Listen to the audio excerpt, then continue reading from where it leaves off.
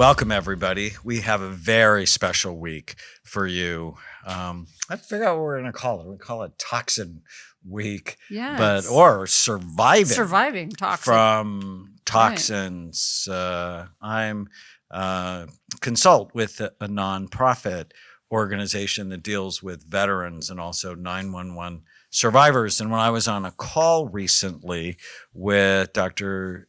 David Root and his son Daniel and Anne-Marie Principe, that I'm like, I have to have these guys on the podcast and talk about their stories. So Anne-Marie is a 9/11 survivor and I'm going to let her tell her story, but really at the epicenter of 9/11. Crazy. And the impact that toxins had on her body were very dramatic.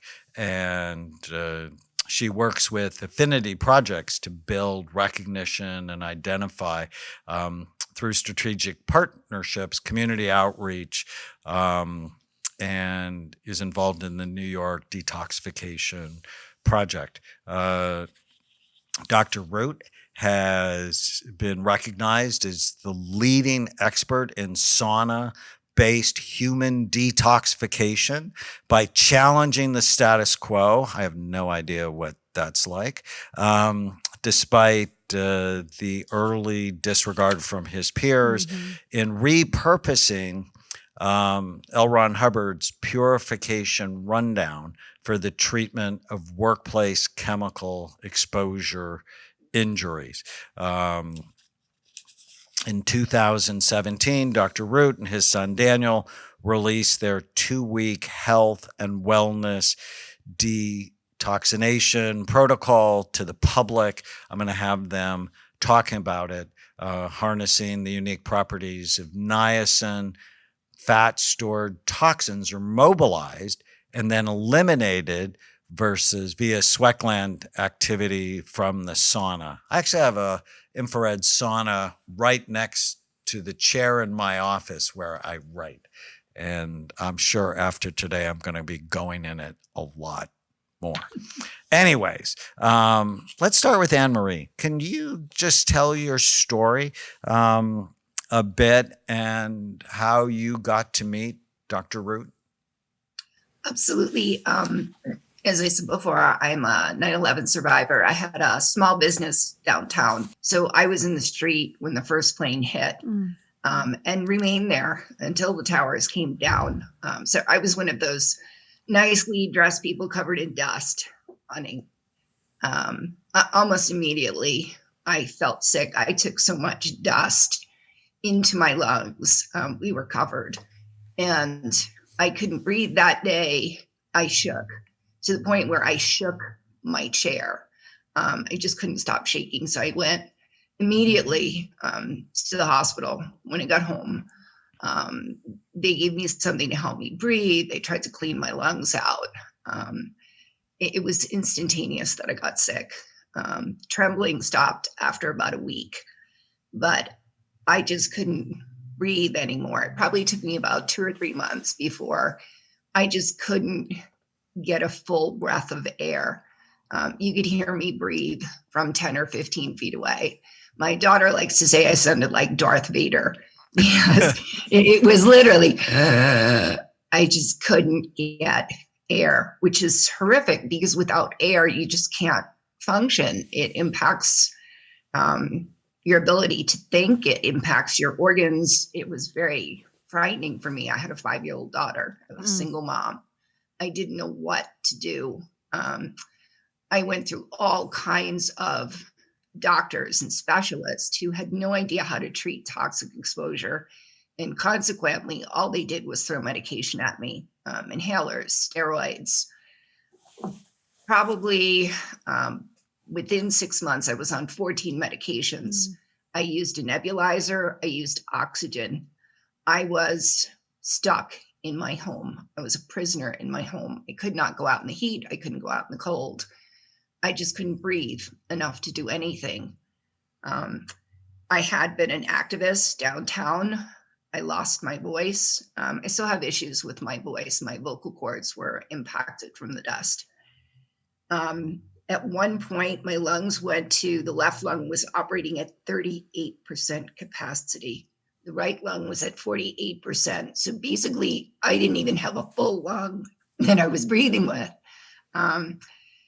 And it was upsetting and traumatizing and kept me feeling even more isolated. So it truly impacted me emotionally.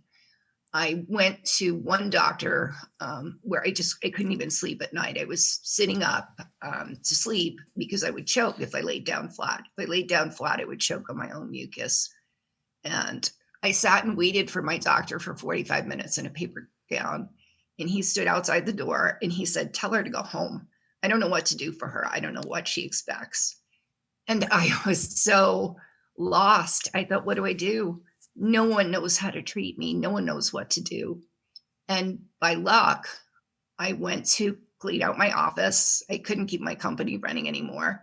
And I ran into a friend on the street who told me about this program that was helping first responders. And she said, maybe they'll take you in. Go, this is the gentleman, go speak to him.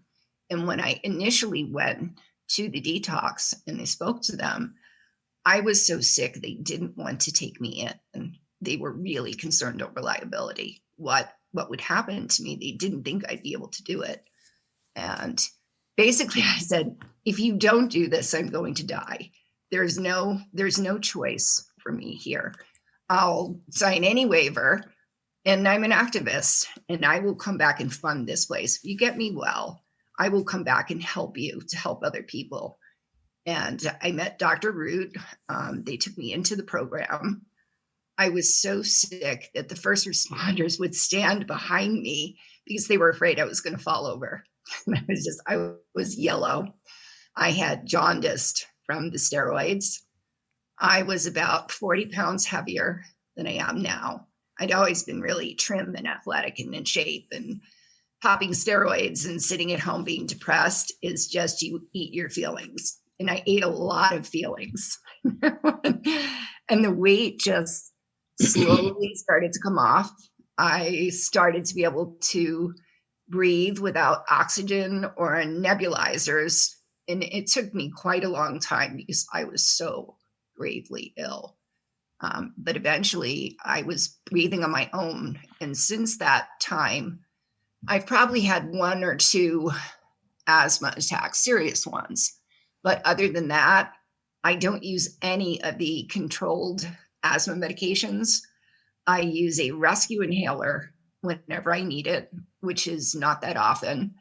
I certainly have been through some other illnesses and tribulations since that time. But once again, I feel that the detox didn't just save me my life at that time. It gave me 18 more years that other people didn't have. Mm-hmm. So at what point so how long after 9/11 did you start the program? I'd say it was March of 2002. Okay, March so about 2002. 6 months or 7 months afterwards. Yeah. And what kind of business did you have downtown? I had a model and talent agency downtown. I had about 100 employees. So it was really difficult because this was my livelihood. This was a business of 20 years that was successful and took care of me and my daughter. And I just couldn't do it anymore. I couldn't physically handle working anymore. Yeah. So you lost your health, you lost your income, you lost your identity. I almost lost my life. And you almost lost your life, but you didn't. I didn't. Is so exciting. And David, I know you're in Sacramento. Tell me, how did the program get to New York, and a little bit about how you got involved with detoxification? First of all, I spent 20 years in the Air Force as a flight surgeon pilot. And I retired in 1980 and decided I'd go into occupational medicine. So I opened the practice in Sacramento, not knowing a soul, and hung out my shingle basically and started seeing patients. And early on, probably in early 1982, I had two patients who had been painting the inside of a 750,000 gallon water tank with no exposure control. They had no personal protective equipment or anything inside this tank as they were spraying and painting. And they both developed a true toxic encephalopathy. Now, I didn't see them until over a year after their exposure. And I'm scratching my head trying to figure out how in the world do I deal with something, exposure that's that far in the past, and what do I do for them? There was really not much of anything in the medical literature. And by happenstance, serendipity, I received about the same time a trifold folder just in the mail, which indicated, hey, come see our detoxification program. I had never heard of it before. And I thought, this is really kind of far out. So I threw it in the trash can. And I kept thinking about it. And after 3 passes in and out of the trash can, I finally called and went down and looked over this program. And it was the Hubbard Detoxification Program, which had started up in Sacramento, but not related with the Church of Scientology directly in any case. And so I went down there and they gave me a binder, a large 3-ring binder with medical documentation for each step in this program. And I took it home over the weekend and I read through the entire binder, and it made sense. When you look at the different steps, the whole scientific background made sense to me. So I said, why not? So I started treating these patients through that program. And though I didn't get the kind of improvement that I'd looked for, I was still getting definite improvement from both of them. And later on incorporated the program into my medical practice. So fast forward to 2001, September, the towers go down. And by this time I'd treated probably 3,000 or 4,000 patients with different types of chemical exposures, most of them drug abuse, but some toxic exposures from work. And apparently some of the first responders who were struggling had heard of the program, and my telephone started ringing. Hey, can you come help us? So my team and I put together a program. That is to say, we decided we'd go back to New York and at least look over the situation. So by, I think it was January or February, we went back to New York and looked into the situation. And yes, the medical directors that were involved in dealing with these poor folks who had been exposed felt that maybe it might help, but unfortunately there's no money. So basically they said, go back to the left coast and get some money. And when you're set up, we'll be glad to see what you can do. And I'm sure that they were thinking that, well, we won't see these guys again. So anyway, we did that and we were able to get some private funding, went back and opened up a clinic. And I think it was probably later than March when we finally opened the clinic, but it was not too much after that. And we started seeing patients.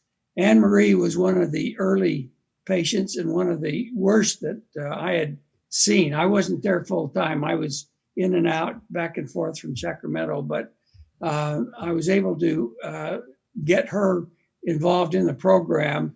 And it was an absolute situation that I was very, very concerned about for her well-being. I didn't know whether she would be able to tolerate the program. And indeed, she started improving, as did almost all of the other exposed people. So that, in a nutshell, is how I got involved in the New York situation. All right. When we come back, we're going to hear a bit about Daniel's story, and then let's talk about the protocol and how specifically you help them. Stay with us.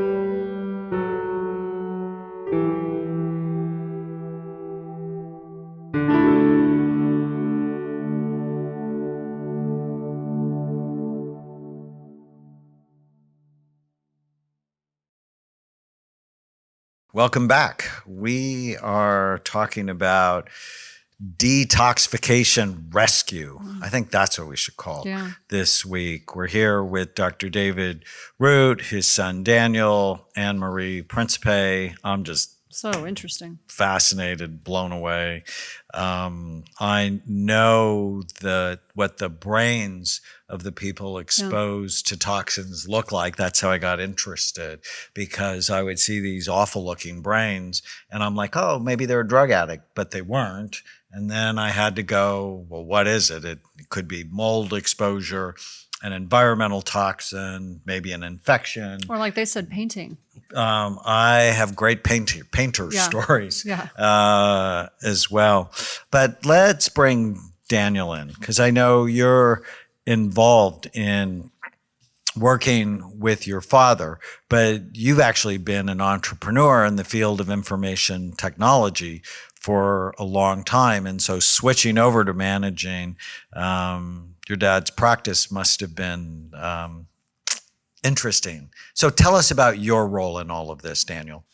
Well, thank you for having us on. And my role really started back in 1985. I was asked by my father to set up a billing system and a practice management system.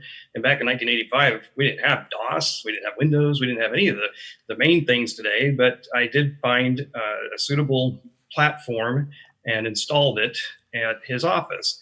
Well, as I was the only one who had ever put this particular hardware with the operating system and the medical billing system together, I was the only one who really knew it. And I wound up having to support it. And I went to work for him. And as part of the requirement for working for them, they put me through, I like to say they volunteered me to go through the detox program. And I actually went 33 days on the program. And it was about 4 to 5 hours a day back then. And I can tell you that I have attributed my excellent health the rest of my adult life to that program. And throughout the years, I was in and out of his medical practice as his IT specialist, because I'd started my own IT company. I basically launched from his medical practice.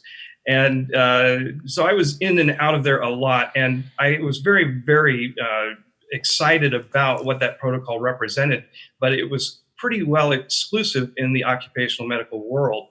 But what happened was after the 2003 period, where most of the Scientologists that were working with my father went to New York, I wound up taking over as the interim executive director for the medical practice.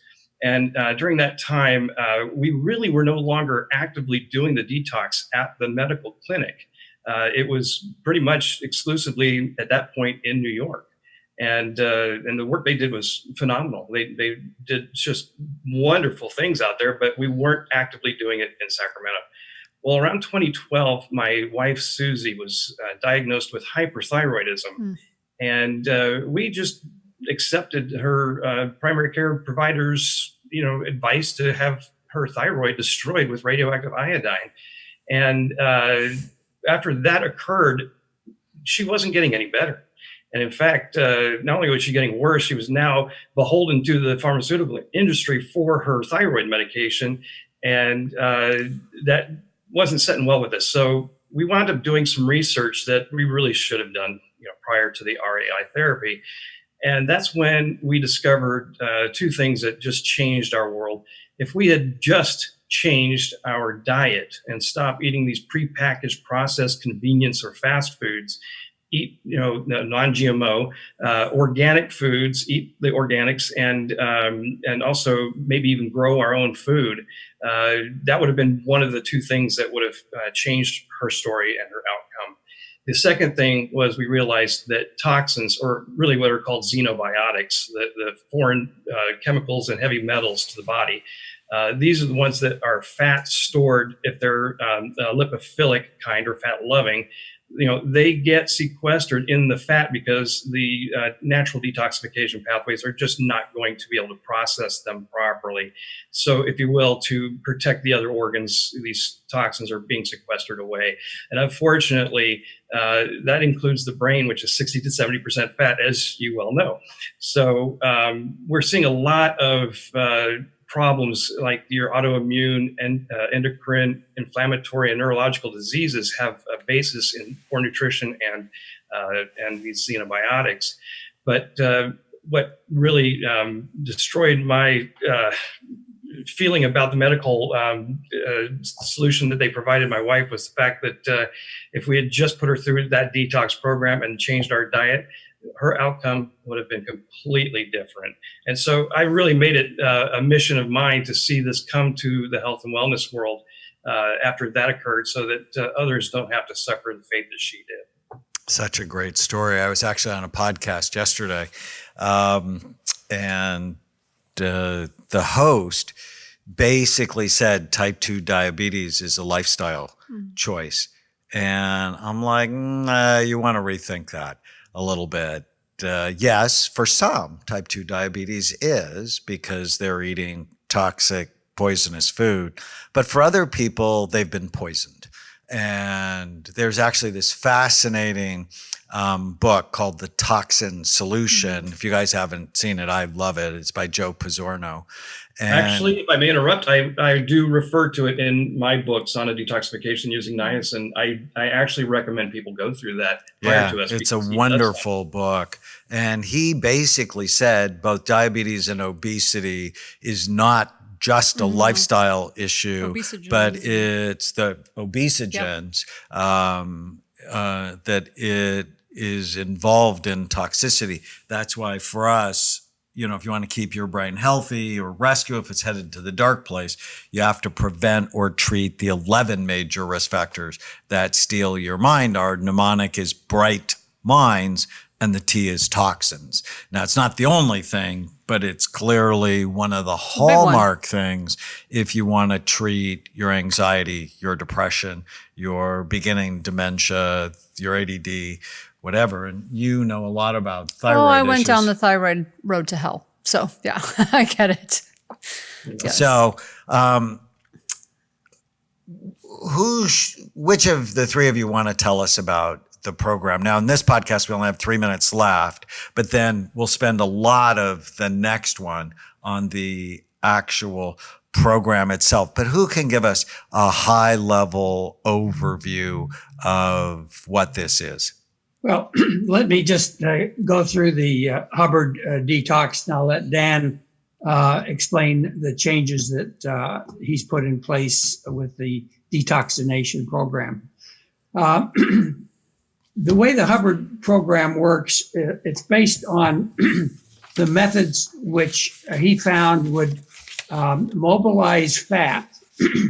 And by doing that, one releases the toxic materials, the toxic metals, and so on, stored therein into the bloodstream. And the mechanisms that he used were niacin, which is a key ingredient because it's a very potent lipolytic if it's used properly. He used exercise, aerobic type exercise, which also is well known to cause lipolysis, and also heat exposure in the sauna. So putting those three together with proper replenishment, nutrition, and so on is the way that the program works. And the way it actually shakes out is that the individual comes into the facility, takes the niacin, and the ideal is to wait for 2 hours. But when we were doing it in my clinic, it was usually more like 45 minutes. So we weren't getting the full benefit from the niacin. After about 30 to 40 minutes, the niacin flush hits. Now, some people consider this to be a toxic reaction, but it really isn't. It's a reaction which we use because by causing the flushing, the individual is going to sweat at a much higher level. And so it does encourage sweating. So you have that. And in the interim, while we're waiting for the niacin flush, the individual would exercise on a treadmill, go out and walk, do push-ups, whatever kind of exercise that the individual could do depending on his or her fitness background. And then when the flush hits into the sauna, they would go. Now, in my clinic, I always used the typical convection sauna because that's all we had for the most part back in those days. And the flushing is at a maximum about the time they go into the sauna. And not only the liquid sweat, but the sebaceous sweat, the lipid part of the sweat is maximized. And they'll sit in the sauna up to 5, 10, 15, 20 minutes, up to tolerance, really.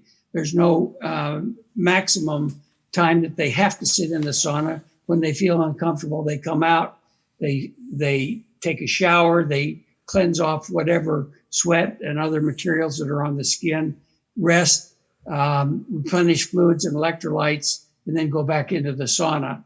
And they may be in the 4 or 5 hour period that we had them on the program, they would be in and out of the sauna maybe 5 to 7 times. And then at the end of the period, they would replenish electrolytes for the last time, and they would be given vitamins to take when they got home. So there's a very definite replenishment program, because obviously you're not just removing the toxic materials through the sweat, you're also removing some of the vitamins and a lot of other minerals and that need to be replenished. Without putting those back into the system, the person could theoretically get very, very sick. Mm-hmm. We did not have a problem with that. There were practically never any problems from the niacin or from the sauna exposure. And we had absolutely remarkable results in probably 99% of the patients we put through the program. Wow. Well, when we come back, we're going to unpack this a little bit more, talk about some of the dosages of niacin, other kinds of exercise. Stay with us. Fascinating discussion with Dr. Root, Daniel Root, Anne-Marie Principe. Stay with us.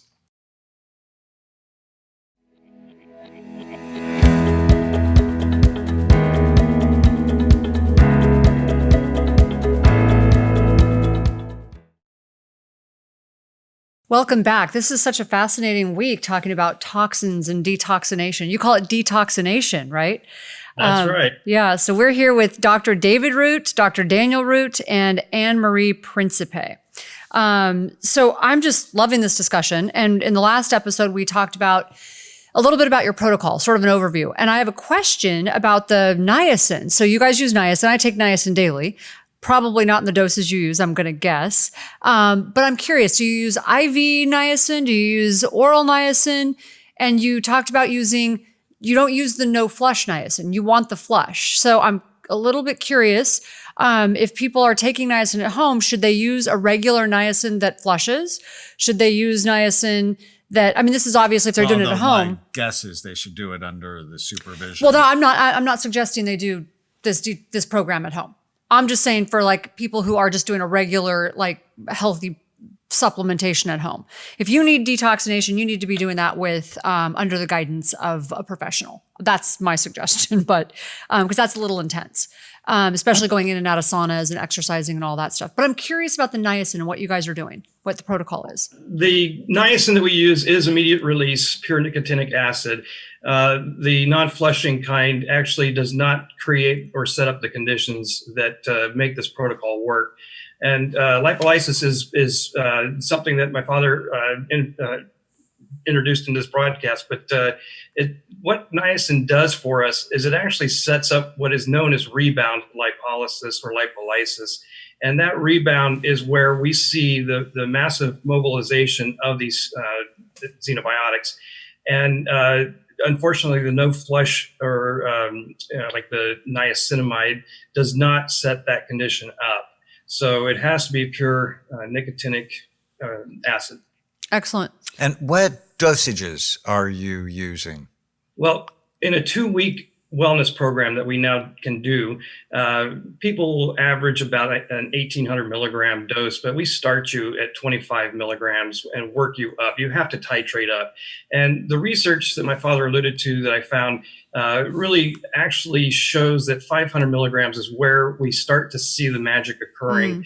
And from there, we just continue to titrate you up so that you continue to set up that rebound. And one of the reasons I wanted to bring that up is there's a thing that happens with kids who are trying to get out of, like, trying to pass a drug test, and it's highly toxic.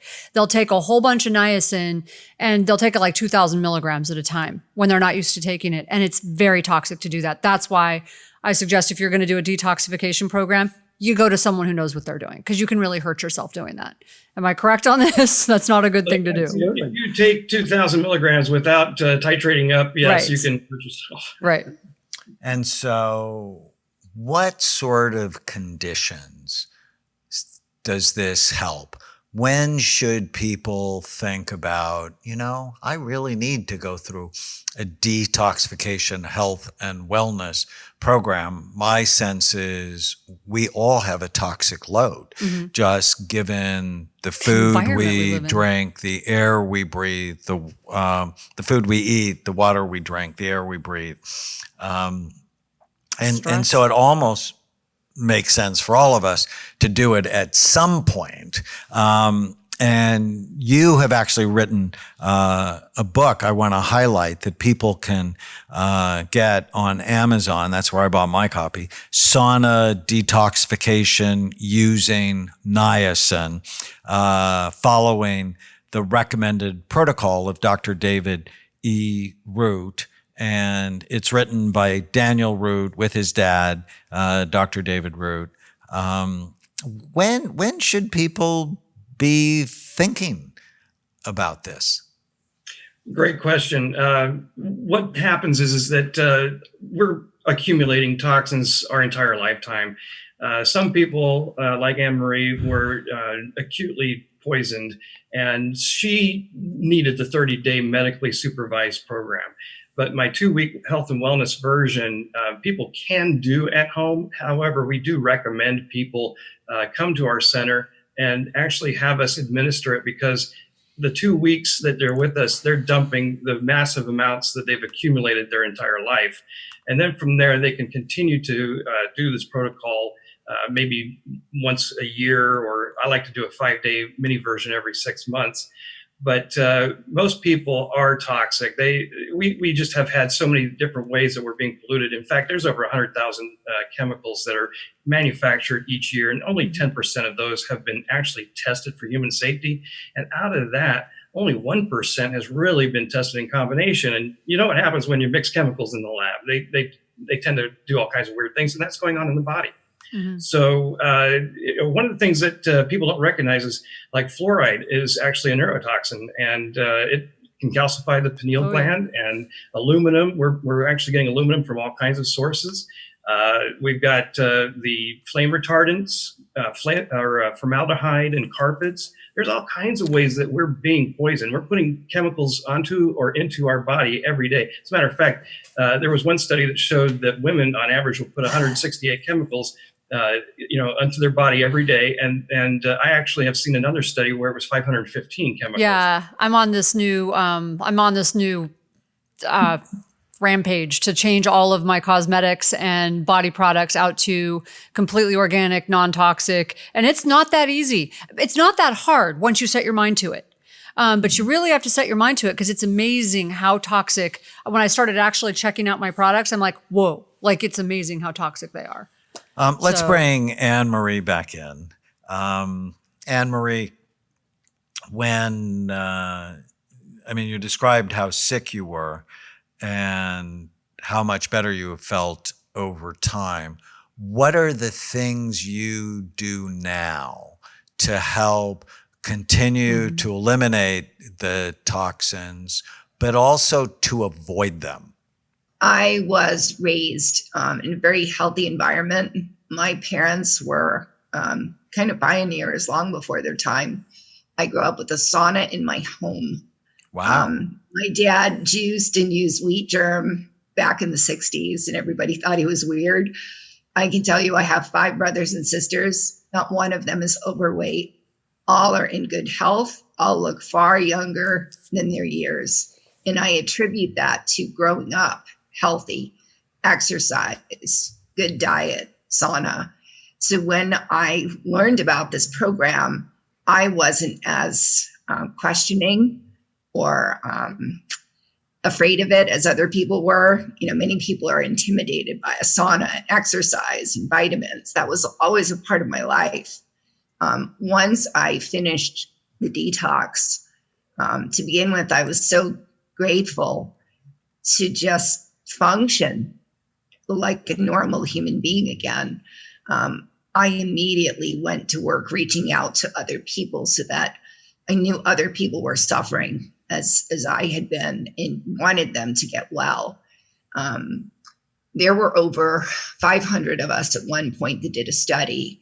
And we do know now, in me speaking to other first responders, of those 500, now 19 years later, only 2 of those people who took part in this program have passed.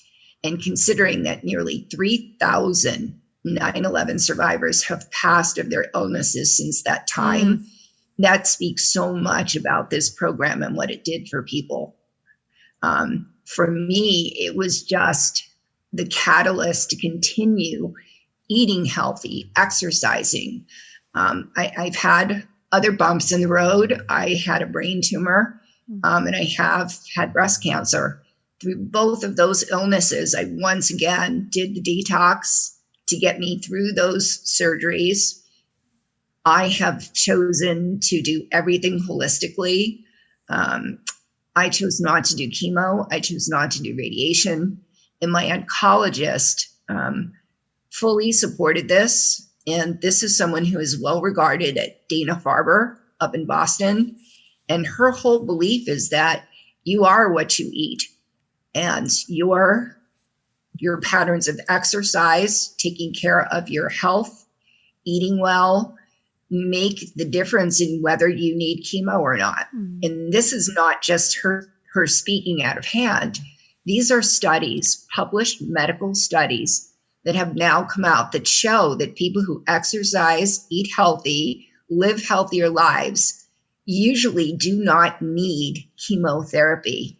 That speaks wonders to what the program does. who would want to do chemotherapy for 6 months at a cost of $500,000? Oh, I have so many stories. Wow. Let's talk about this some more when we come back in our final podcast with Anne-Marie Principe and Daniel Root and Dr. David Root. I'm just so taken with this. It's part of the war against your brain, but detoxification is such an important part. Stay with us.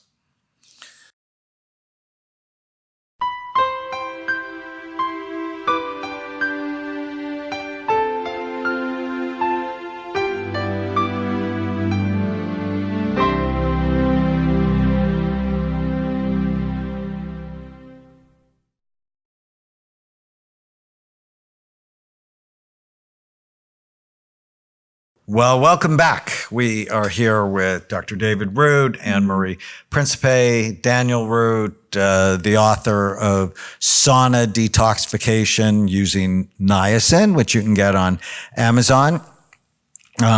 This is just such an important What issue. I love about it is it's really we're getting sort of back to basics, if you will. It's not, you're not going under a knife. You're not, I mean, we're sort of taking people back to a more natural approach to detoxifying themselves. You got to do it with supervision, but it's not a toxic way to heal yourself. Well, and I have 3 simple principles that I think of any of the 11 risk factors.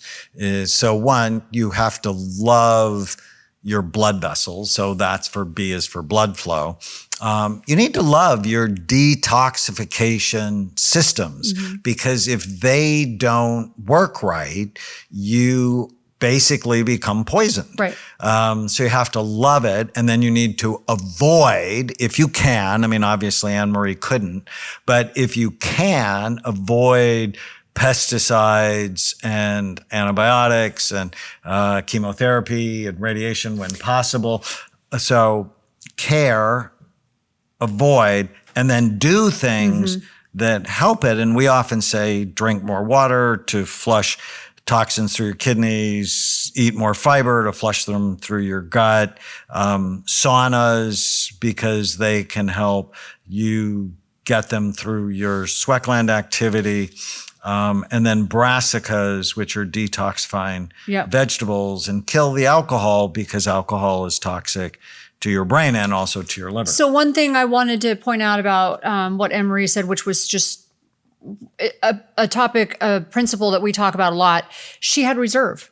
Thank God she had reserve. The only reason she survived was because of what her parents, the environment her parents put her in. Right, because she went into it being pretty healthy, so she probably did better than some people, which set her up to be able to go through your program to begin with. She may not have survived it. Well, and I think almost all firefighters should be in this program because what I've seen, virtually all of the firefighters that come to see us have toxic looking brains. It's horrifying because they are our heroes in our society. We desperately need them, but no one's really looking at or caring for their brain. So Anne-Marie, maybe that's something we can talk about, you know, how to support them. And even, you know, I want to do a study on firefighter brains, and, you know, this program should be part of rehabilitating them. It definitely should be.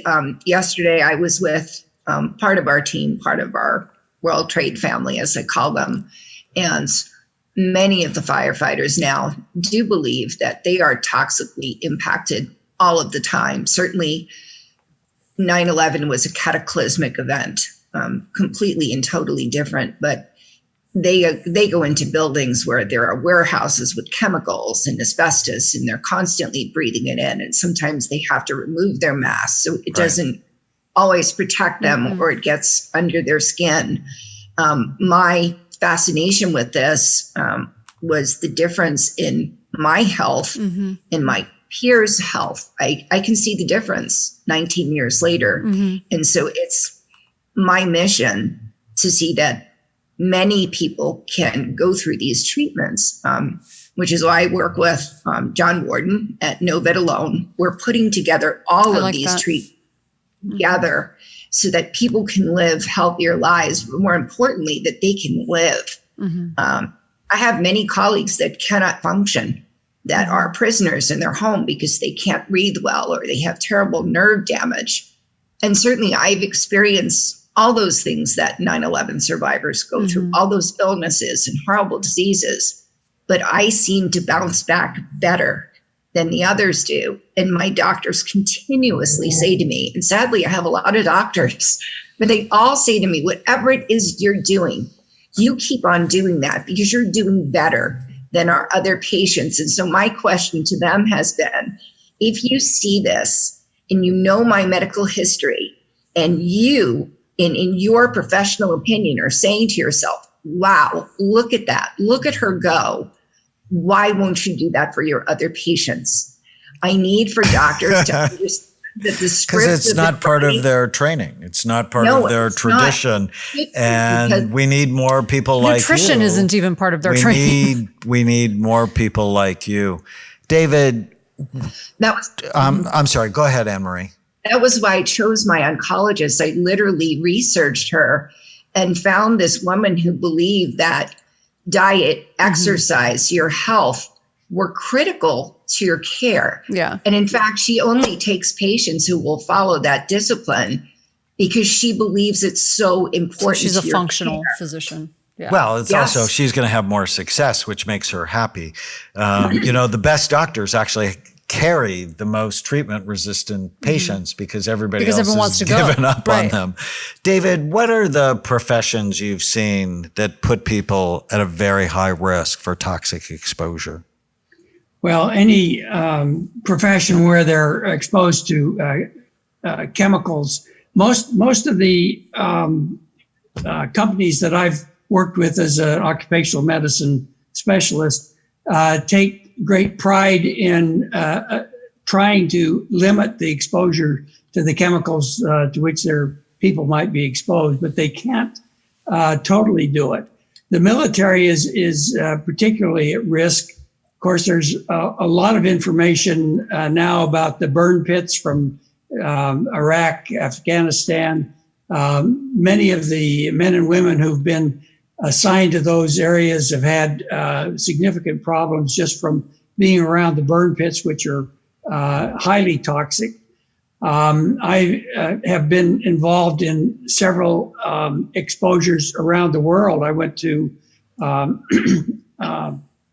Slovenia, the old Yugoslavia, back in 1987 on a significant exposure. There are most of the chemical exposures that I saw were related to companies that had not solved the problems of exposure, but they're working very heavily on it. I'd like to throw out one other point, though, before we end. Your point about we're all being chemically exposed. As an example, the birth control pills, which are commonly used in this country and around the world, both the pills that get thrown away and the urine from the ladies using it go into the treatment, the waste treatment plants, but they're designed to take care of biologic waste, not chemical waste. So much of that material does not get detoxified, and those chemicals go out into the water and are picked up and not necessarily cleansed. So we're seeing lots of exposures of that sort. And the one area that doesn't get talked about much, the young folks that are trying to have children, I would strongly recommend that both the men and the women who are planning babies consider going through at least a 2-week detoxification using the sauna program to cleanse their bodies to an extent which can perhaps keep away or protect them from their children having problems that are passed through the fetal period. I think it's very important to consider that. Super interesting. Preconception. Unfortunately, we're going to have to stop. Wow. It's just been so interesting. Daniel's book and David's book, Sauna Detoxification Using Niacin. Is the website getdetoxinated.com the right place for people to learn more about your work? That's the website, yes. And they can also look up the name of our book on Facebook. We do have a group that we recommend people join. Get Detoxinated is also our business page on Facebook. So we have a big presence on that social media. But getdetoxinated.com is the website with a lot of the information. Great. And Anne-Marie, I know you're an activist. Is there a way people could connect with you and your work? Absolutely. They can find me on Twitter at Principe, or they can find me on Facebook at Anne-Marie Principe, and I will be working with the Roots and yourself to get good health back to the people I love. One of them being Dr. David Root, who gave me back my life. Aw. Bless your heart. It has been such a joy to spend this hour with you. Yes. I know our tribe is going to appreciate this a lot. Thank you so much. I look forward to seeing all of you Thank all soon. of you. If you're enjoying the Brain Warriors Way podcast, please don't forget to subscribe so you'll always know when there's a new episode. And while you're at it, feel free to give us a review or 5-star rating, as that helps others find the podcast. If you're considering coming to Amen Clinics or trying some of the brain healthy supplements from BrainMD, you can use the code podcast10 to get a 10% discount on a full evaluation at amenclinics.com or a 10% discount on all supplements at brainmdhealth.com. For more information, give us a call at 855-978-1363.